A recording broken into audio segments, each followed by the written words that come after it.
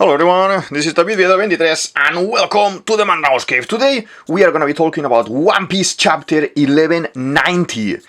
This episode I'm a little bit disappointed, okay? I didn't want things to go this way. We see the drawing obviously because the miniature is a Copacabana. I have drawn like 1,038 times already Copacabana. It is not my favorite character, but I don't know why I keep drawing this man. I do not normally repeat characters, but I'm gonna put my playlist here when talking about him being young, him being old, him being the man burned by flames, him being the one that is talking with Crocus as well. And all of those things were right, all of those things were guesses that we were correct here in the channel, so that's very nice. Maybe because of that, I feel drawn to this man, okay? So, the chapter has a key moment that I mentioned last week. I wanted to see in a different way. Luffy was stabbed by multiple blades, magical dark blades from Imu, and I thought Luffy is done here. We need to save him and take him away.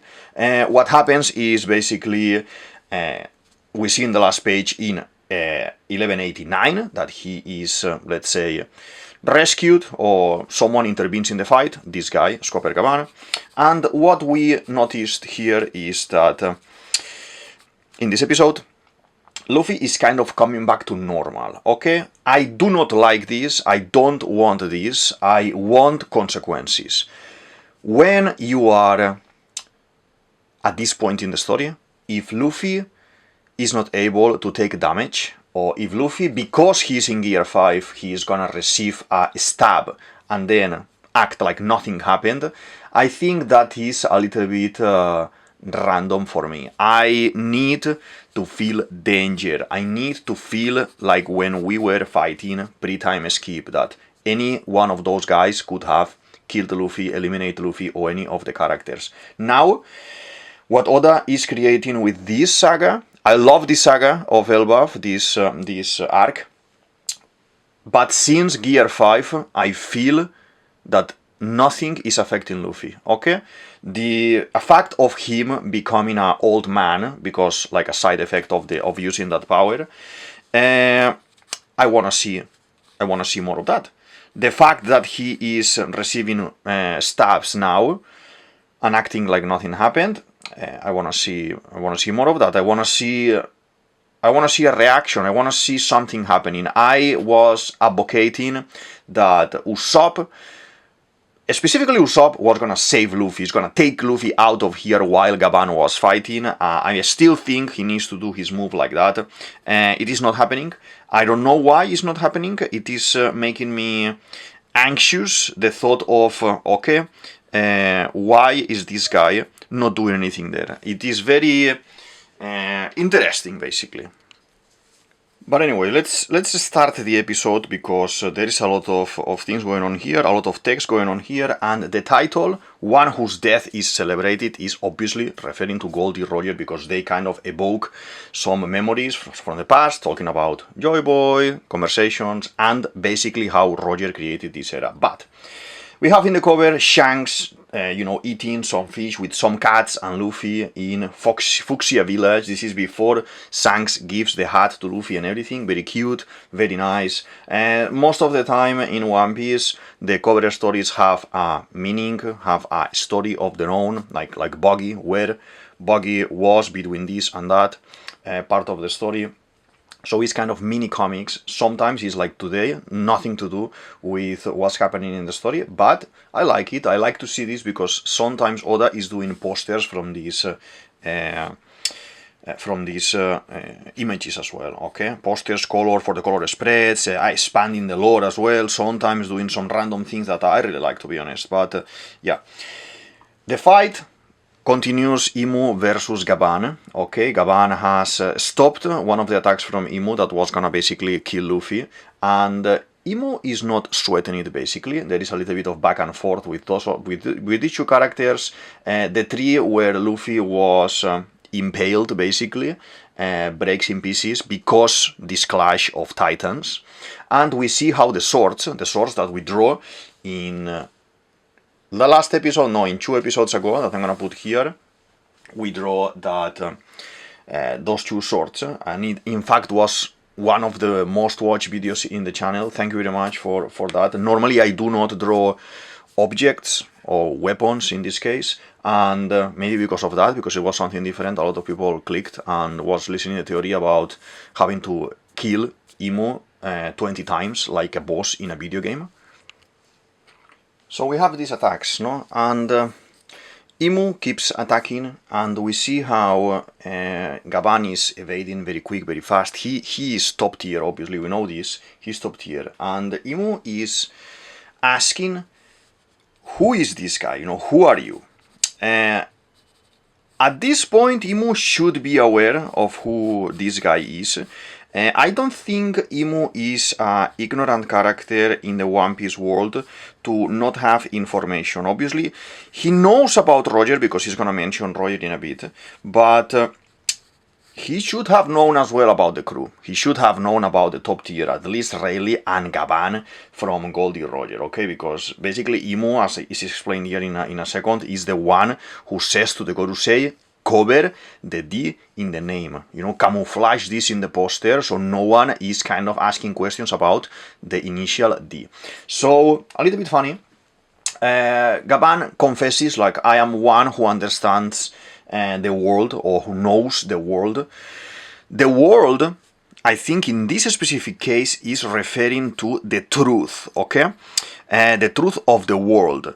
Imu, since day one, that has been around, showing up in this specific saga of Elbaf, is referring to himself as the world, like he's everything, like God, basically, no, in this concept. And with this interaction, with this exchange of words, what I read, basically, underline in the underline here, is that he knows about Imu.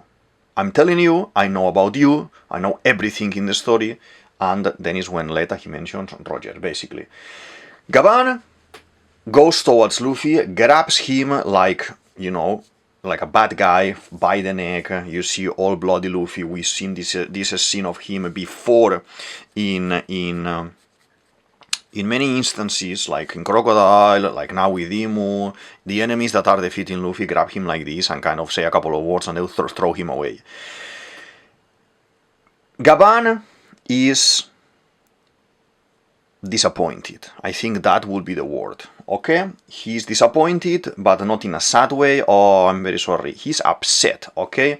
He starts shouting that, you know, Luffy thinks that he's very strong, the white form and all those things, becoming an emperor of the sea, a Jonko, etc. And he's not able to protect anything. He's not like that big of a deal, to be honest. And because if he is not able to protect, you know, his friend's country or his nakamas, the nakamas that he brought to this area, what is she gonna do? Basically, you are not able to protect anyone here. This is a little bit of parallelism, obviously, with what we see when he falls in despair in Marineford, when the brother is killed, when we have the Jinbei intervention in Amazon Lily, when we have the introduction of Rayleigh going there to help him as well, where all these stronger characters or older characters, more mature characters, they kind of say to him, you need to calm down, you need to man up here in this case, because not everything is the focus in this. Obviously, yes, you need to have the grief, but there are other people that are depending on you in here, okay? You are responsible for these guys because you are the captain, okay? It's not like a random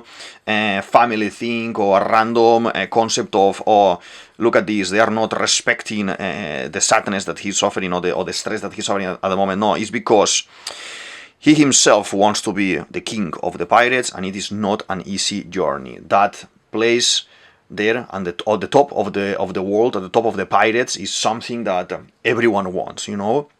So it's a very strong competition, and a lot of people is gonna be contending for this. Okay, I like this approach from Gaban. It's kind of harder type of character, kind of old grumpy guy that he said something pretty similar to Zorro at the beginning of the saga, kind of, you know, Zorro.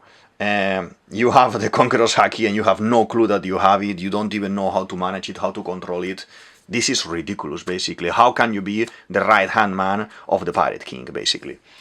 There is as well this kind of interaction with Sanji, when he is telling Sanji that we reveal this information, Oda revealed this information a couple of episodes ago, basically with you have a problem, you have something internal in your mind that is a problem, and you are not ready. You need to overcome this problem to be able to become a king, someone who wields the Conqueror's Haki, okay? I think Rayleigh is a reality check, basically, a reality check. He is here to say the truth, and maybe in fighting days with Rayleigh and Roger and everything, he was more strict, maybe, okay? And Rayleigh looked like a character that was more strict and more serious. Maybe actually in fighting terms, let's say when we are in action, in a fight, maybe this is the guy who is gonna be saying, hey, this is not correct, this is correct, okay? Kind of the one leading a little bit the charge in that sense. We see these two guys, obviously, yes, fighting all the time and everything, so like competition with Zorro and Sanji. So I find it interesting because it's nice to see. Not everyone needs to put it nice and beautiful for Luffy. Luffy needs to have this kind of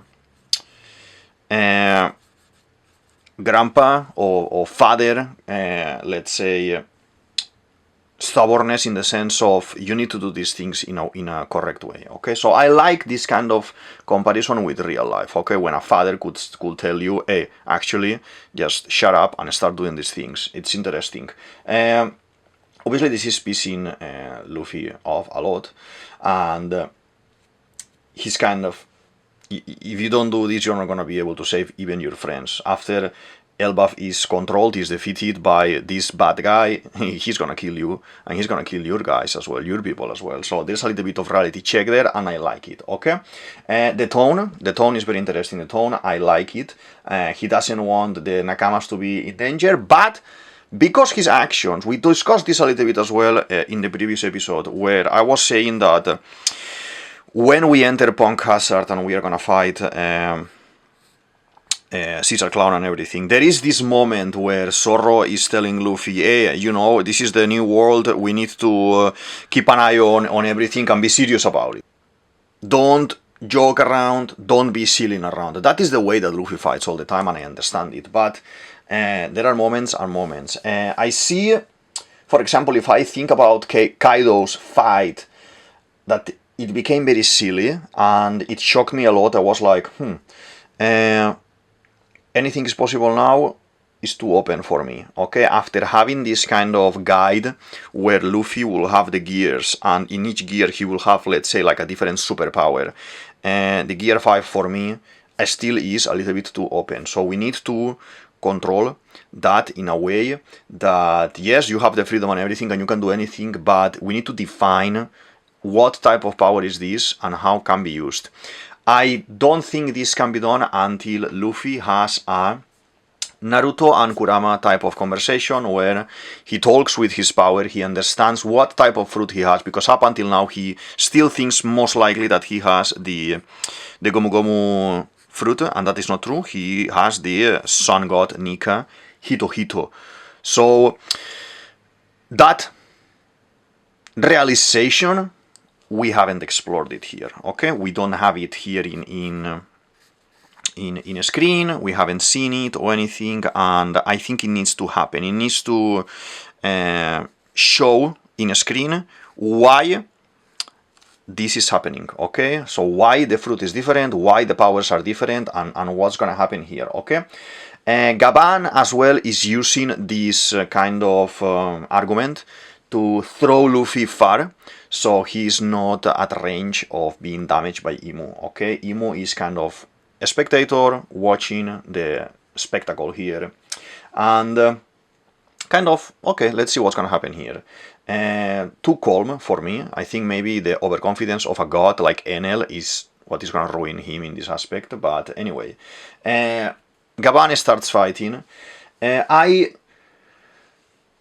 I know he's the only character that can do this. I know he's the only, you know, top tier character. Loki was already out. Zorro is busy, Sanji is busy. I don't think they both are at the level to fight someone like Imu either. Luffy is not either. But I didn't want this to happen. I didn't want this to happen because Gaban is already defeated. He was defeated already. He decided to go and save his kid. He jumped from the tree. He got badly wounded. That's why he's all wrapped here on the chest and everything, because he is wounded. Everyone is wounded here. Imu as well, there is a moment here when they are fighting that he's kind of like making like aspiration and a little bit bleeding, like he's wounded as well. But we know that Imu on top of that has some sort of issue going on where is weak, okay? And this is what is gonna save us in this situation, because we cannot defeat physically with power. We can't overpower Imu yet. So the thing is, Gaban was defeated already for me, so I didn't want him to save Luffy. I wanted someone like Usopp to maybe go, run, save, escape, do something like this. And then what I think it needs to happen here, like we have in One Piece all the sagas, this timer that is going down. You know, the birdcage is going closer, the bomb in Arabasta is gonna explode, all these things. Here, in my opinion, was first the kids, and that's kind of sorted, and Sanji now is gonna deal with that. And then we have the ice cube, where Princess Shuri was locked, okay? The ice has melted now, and because the flashback is involving Princess Shuri, a relationship with Brook, and Imu as well, all of them are key characters in what's happening now in the story. I believe what needs to happen here, and I said it in multiple videos already, is that Princess Shuri needs to be the one who sends Imu back to Pangaea, okay?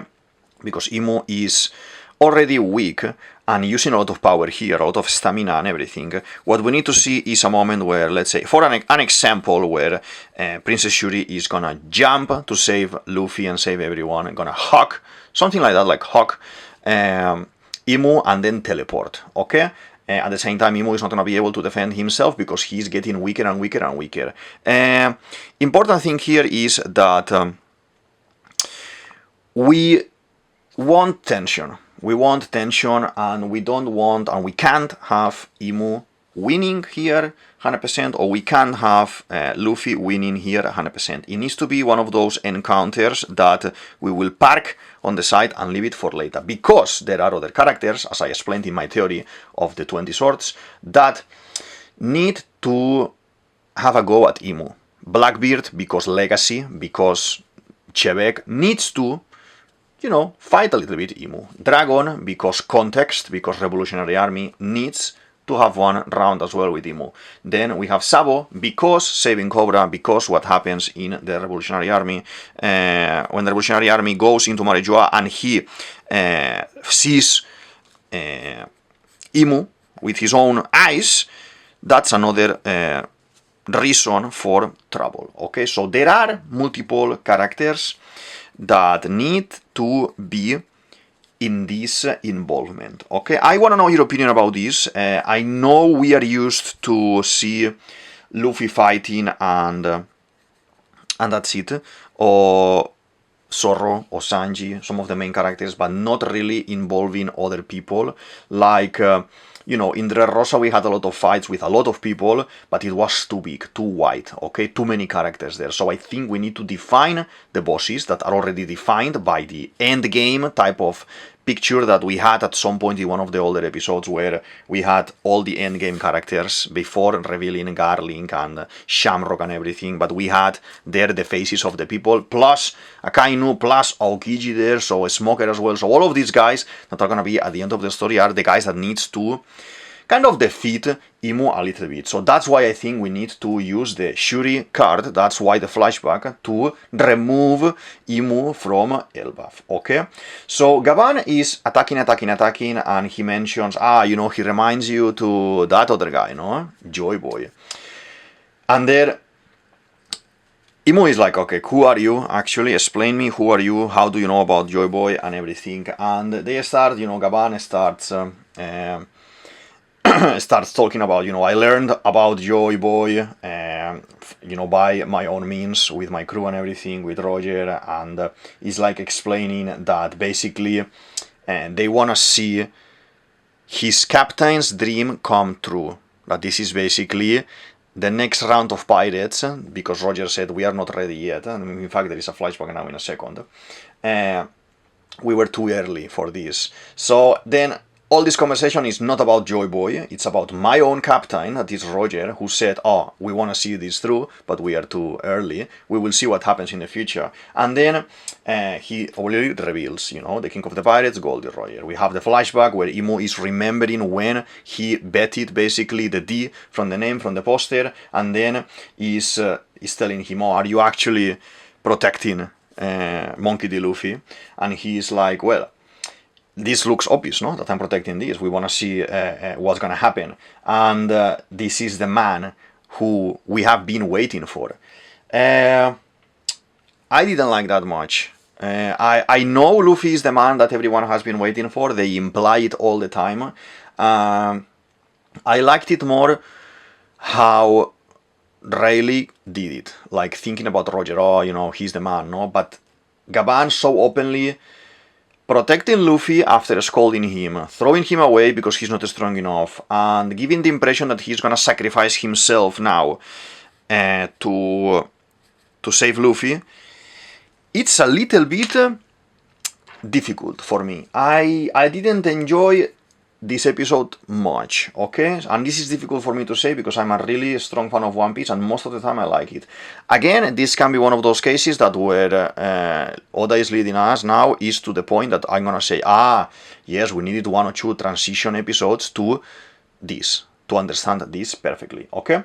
So, anyway, Luffy is there suffering, bleeding, still, everything, and then Imu throws one more attack that is going into Luffy. We don't see the result of that, but Gaban straight away is gonna protect him anyway, and he jumps and he's gonna do one of his finisher basically. He jumps very high and he's thinking about, the treasure Adam tree, sorry, I don't want to destroy you, but I need to attack this guy. And as well there is this joke of him getting old, like he's like, I'm getting old here, my bones and everything is creaking already. I like it because he's crazy powerful.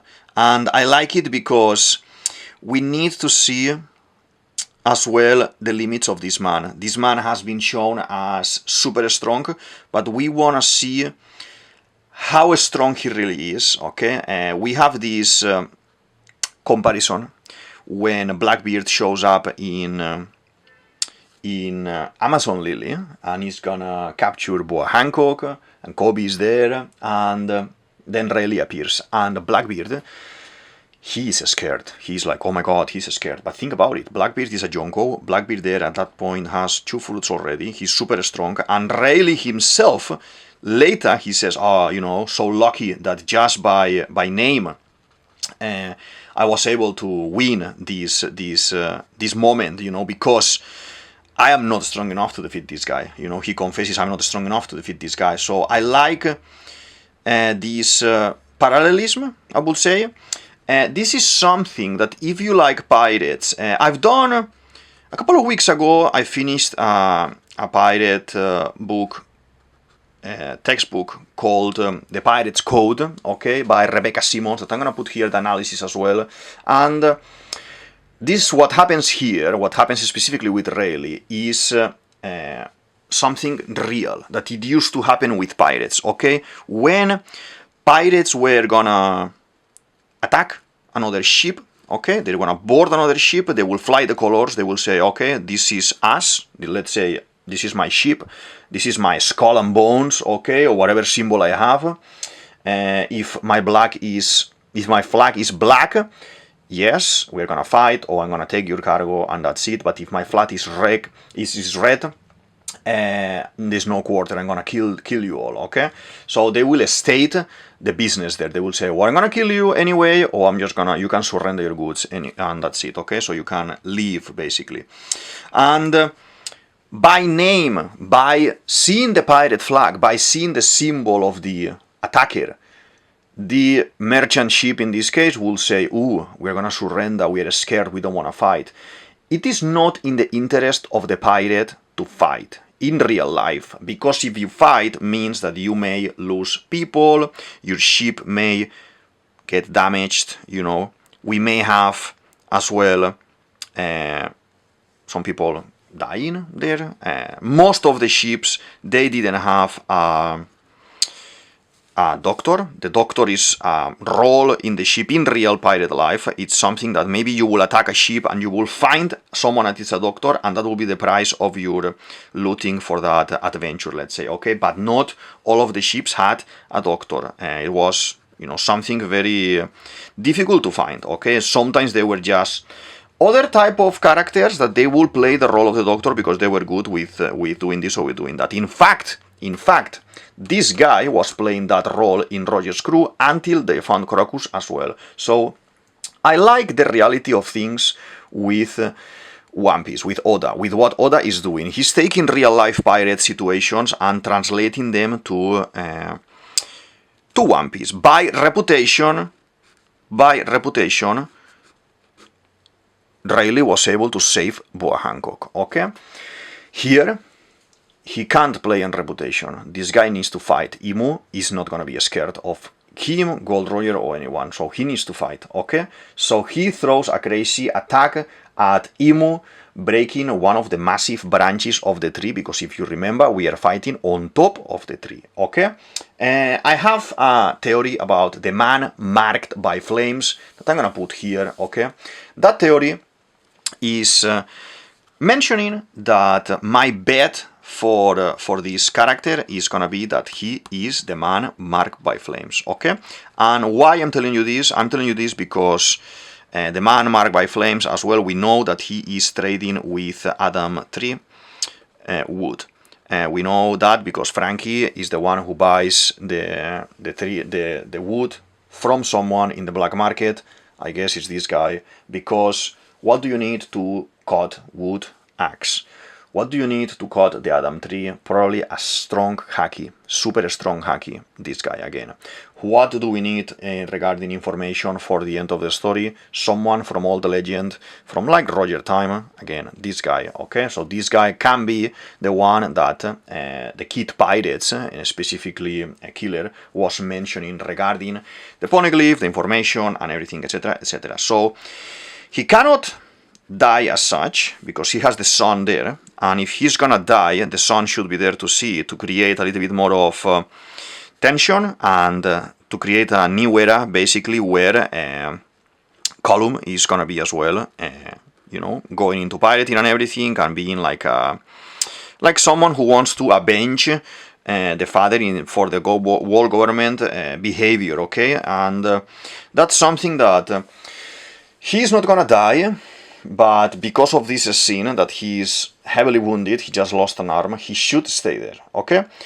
Again, I am a little bit disappointed with this episode because Luffy, now after this attack, we see the branches falling, the attack falling, Imu is bleeding on the head, is bleeding on the mouth, so that massive haki attack has some sort of effect on Imu.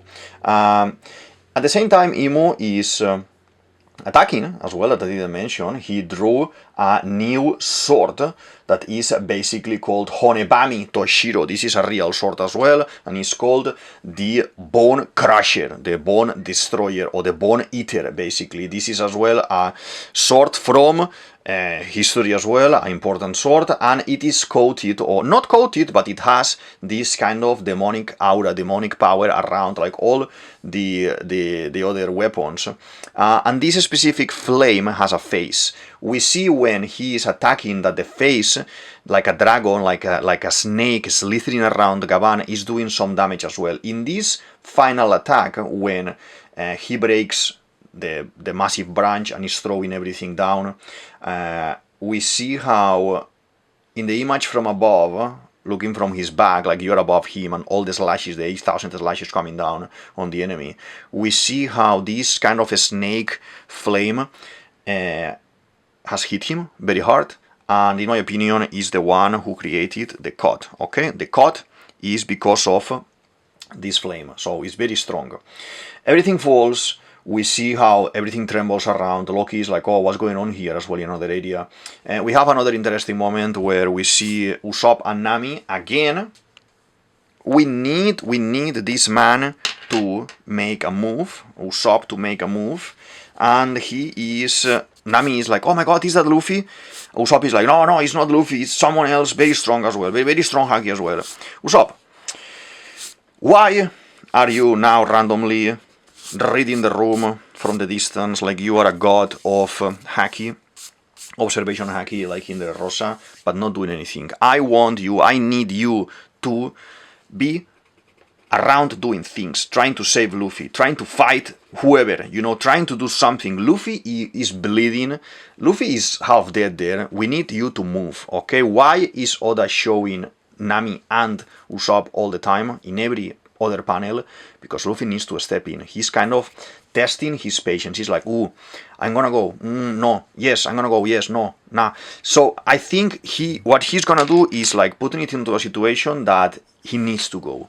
When Usopp needs to step up and fight, he will step up and fight. When we see his fight against the Gyojins, that everyone is fighting in Arlong Park, and then he goes and fights Chu outside in the forest.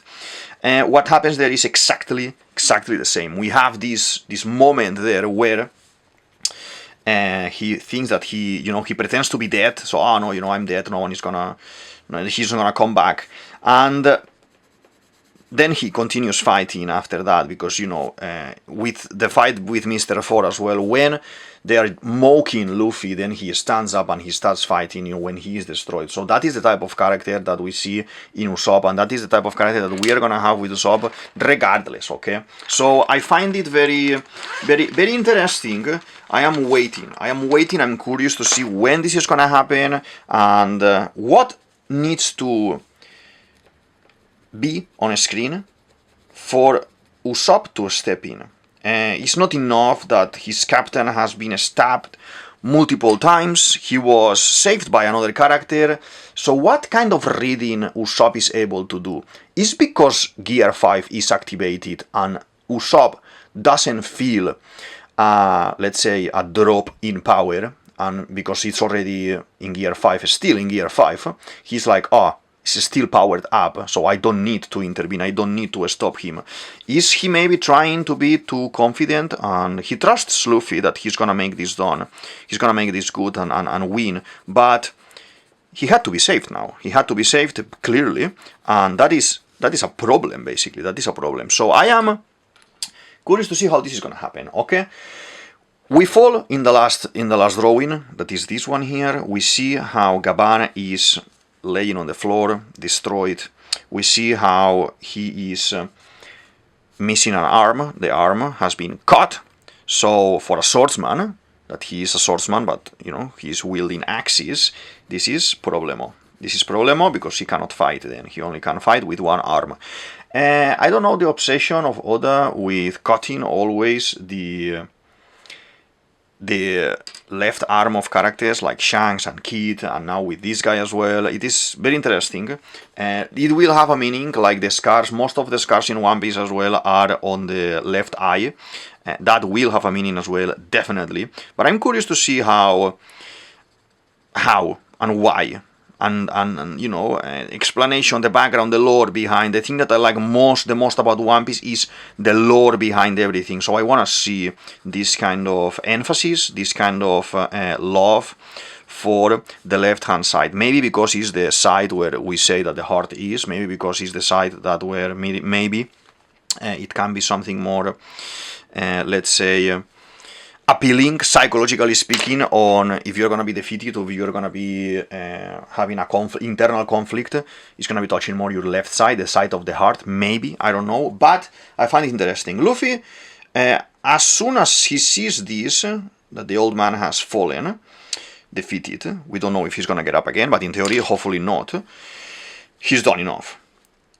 Luffy is like, oh, what? Old man, old man. He's shouting like, oh my god. Luffy's eyes are good. He's bleeding a little bit, but he seems like, for me, like he's gonna just jump out and continue fighting. Oda, Eiichiro Oda, do not make Luffy jump straight away and keep fighting like nothing happened. As I said at the beginning, as a fan of 30 years as a reader, we need consequences. Luffy has been stabbed, pinched into a tree, like impaled there in the tree, for a couple of minutes, bleeding a lot. Just because the loss of blood, Luffy should be fainting, losing gear 5, feeling a little bit unwell, something. Give me something like that, not only one episode of, oh my god, I'm so bad, oh, I'm bleeding, and just because Gaban is saying, oh, you know, they're gonna kill everyone if you don't get up. A power-up can't work like this, okay? I wouldn't want to have the power-up done in this way, because there are no consequences. There are no consequences. We need to see someone that is gonna be heavily damaged. Not this old man. This old man, yes, is Luffy's friend and everything, and it's kind of thingy, but Luffy says, you know, I don't care, you know, old man, that you are with Roger, like kind of, you offended me with what you said. Luffy cannot understand in his mind what Gaban says just because he's shouting, just because he's there. Maybe because he's sacrificing himself for Luffy. Maybe that could be the reason, but I think it is too quick. Okay, I wanna think Oda is trying to buy a little bit of time, regarding whatever is gonna happen. I thought because this is around the number 1190, we would have something very big here. It's big that Gaban has been defeated and one arm has been cut, but it doesn't affect me as much as if Usopp would have lost an arm, Zorro would have lost an arm, because they are our main guys, our main characters, basically. But I understand the evolution in the storyline, okay, to see where this is leading. I'm curious about you, about how you feel, Nakama, about what's happening now with Gaban, if he's gonna recover, if he's not gonna recover, if they are gonna kill him here, if he's gonna sacrifice himself fully to protect Roger's legacy. It could be as well. I don't think he's gonna die. We don't have characters dying in real time in One Piece. Most of the time it's in flashbacks, and if we have someone dying first hand here on a screen, like Ace, like Whitebeard, is because he's paramount for the story. Oda didn't make this guy paramount for the story yet to be death on screen, in my opinion, okay? I still think that if he's gonna die here, the abandonment of the storyline regarding the Poneglyph, the last Poneglyph, maybe he has the Oro Jackson there as well and everything, it could be an invitation to elongate the story, to bring another character from that time that is gonna be able to lead us towards this information. But having Gaban here, and reaching the end of the story that we are reaching the end of the story, it will make sense for me if he is the man, so we don't kill him here, please, okay? That is my opinion, but I want to know as well yours to see what you think, because obviously without, we can disagree obviously, but without having to create a problem about this, some of you may think, yes, he is the man who is going to give us information, he needs to survive, and some of you may think, no, this guy is done, he just saved Luffy once, and he's done. It could be very well as done like this, okay? So I just want to see how all of this can be, okay? Let's do the axis. We're almost done with the drawing, looking very nice, looking very, very nice, I like it. And he's going to be laying there. Maybe we do a tiny bit of the lines of the tree here, like he is Don't normally do background, but just maybe to show him that he's not floating, that he's like, there's some lines there, maybe like this, you see, like that. So what I don't want is Luffy to, because he lost an arm, he goes and starts fighting like nothing. When he is kind of on the floor, half fainted, half, you know, when Gavan throws him on the side, there is a moment, there is a small panel where Luffy is kind of pleading to someone. He's like, come on, heal, to his body, basically, even if it's just for a bit, okay? This is obviously making us jump into different realizations. Realization number one is when Impel Down happens and Ivankov has to heal him, okay? This is number one, that everyone is like, oh yes, heal, and because the mind, the power of the mind, the willingness of being, feeling better, he ends up healing, okay? The will of living, good. And then it makes me jump to another situation that is, as I said at the beginning, Naruto and Kurama. Is there here an interaction, internal interaction, when Luffy is asking his body, when Luffy is asking his power, his fruit, Joy Boy or Nika or whoever is, you know, on the other side of this fruit, because there are memories within the fruit, and we know this, that is keeping the will of the previous user with, you know, Ace and the Mera Mera and all those things. We have been hinted some of these clues where the previous user has some sort of energy, soul, haki, something is staying behind with the fruit, so the next user is gonna kind of feel affected by it, okay? Is this way Joy Boy, let's say, or Nika, healing Luffy from the inside so Luffy can fight? It could be.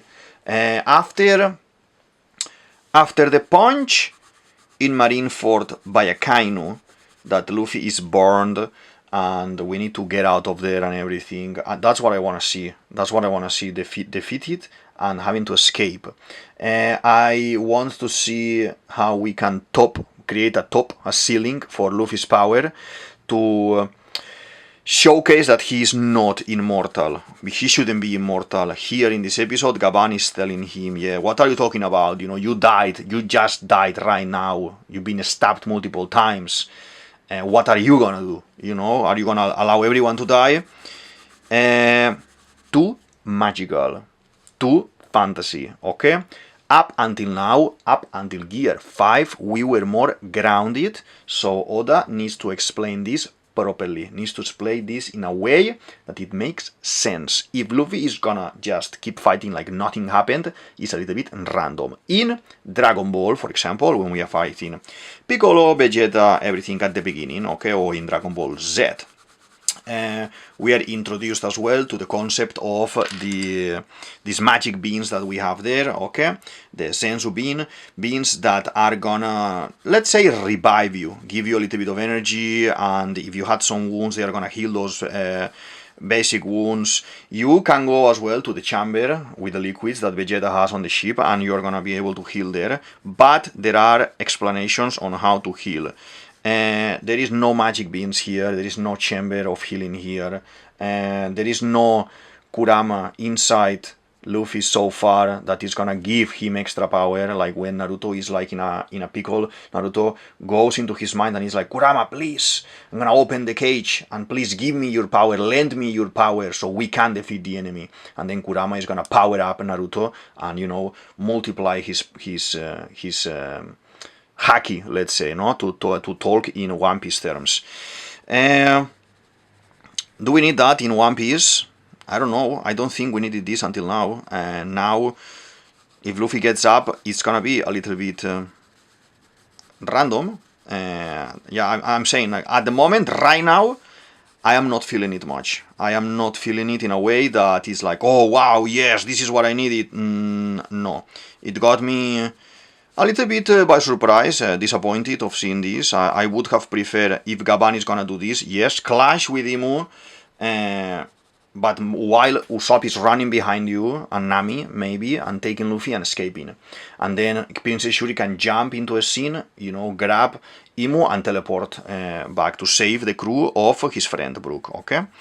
Yeah, it is tricky. When doing a story so big, and at the moment so famous, and there is so many people depending on you, it must be very difficult. It must be very difficult. I try to put myself in others' mind, and sometimes it's like, oh man, this guy must be under a lot of stress to deliver, you know, to give all of us nice information about what's happening. And it's a scary concept as well, because you know you don't wanna disappoint anyone. But let's see what's gonna happen here. I wanna know your opinion.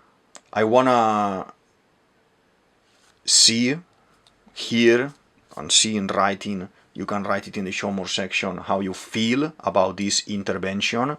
Not the fact that he's been protected by Gaban, but the fact that Luffy may just heal or revive randomly without any kind of medicine, without Chopper. If he's able to do that, then Chopper is not necessary, because he is the doctor and he's not needed anymore. So we need some consequences to these attacks. We need some consequences of the use of Gear 2 when he was losing life. We need some consequences as well for Gear 5 when he gets old. Explanation for that.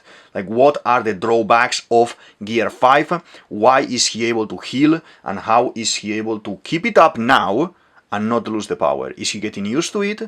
I still think we may have this momentum where there is a conversation between the fruit, call it Joy Boy, call it Nika, with Luffy. Like in Dumbledore and Harry Potter at the end of the story as well, when we have this kind of limbo scene when Harry Potter is talking and then the Horcrux story and blah blah blah. I know it's cliche, I know it's classic ending of stories for heroes, but it needs to happen. Luffy needs to understand, if he doesn't care about his power at all, and he still uses Gomu Gomu, like he's using the Gomu Gomu fruit, Gomu Gomu no, whatever attack is gonna be throwing, but I don't think he can fully embrace the Gear 5 without acknowledging this. For me, for what I've read as well on other mangas, other movies, other books, other stories, in the hero's journey by Joseph Campbell as well, in what steps a hero needs to do, and it's a classical clock design of the steps, when how you realize that you have a power, how you have a wizard helping you, like Dumbledore, Gandalf, Rayleigh, now in this case another one that it's Gavan, and how you need to pass some trials and then go back to the real life and then, you know, be a stronger type of character and be able to defeat the bad guy. So we need the realization, the acknowledgement, the yes, I can be fighting silly, I can be sillying around, but now I know who I am, okay? In the terms of power. It doesn't need to be, I know my father and I know my mother. No, I know myself. Because I passed these trials, I know myself. All of the sagas in One Piece, all of the arcs in One Piece individually, they have this arc, and then there is a bigger arc to do this realization of the trials and everything. And at the end of the story, it will culminate in this as well. Like, okay, it will be like a bigger picture, okay? Like a bigger story, a bigger map of the storyline. So, I'm okay with the episode. I didn't like it that much because there is some things, difficult things, as I said during the episode, things that I didn't want to see. I want to see it in another way. But we need to wait to see what's happening. Elbaf is a saga that we need to start again and reading it again, to the whole thing, to see, really see what everyone is saying, how he's connecting everything, what happened before with Gaban, how is he traveling around and doing, you know, visiting Crocus and everything, what extra lore is gonna give us. We need to see the lore, the whole world building that we are having now in One Piece, that Oda is using Elbaf to lay the ground in the map, fix all these holes that we have, okay, in the map. He's trying to do this during Elbaf. So I'm very curious to see what's gonna happen next. And most likely there is more fight. Maybe Luffy is gonna get up and fight, but give him a problem, give him an issue. I don't want just him to fight and that's it. Give him a problem to overcome here, okay? So I think we're gonna finish for today. This is DavidViadel23, DavidViadel23. You can say it as you want, and this is the Mandrago's Cave. I hope you enjoyed the video, enjoyed the drawing, and I see you in the next one. Thank you very much. Bye.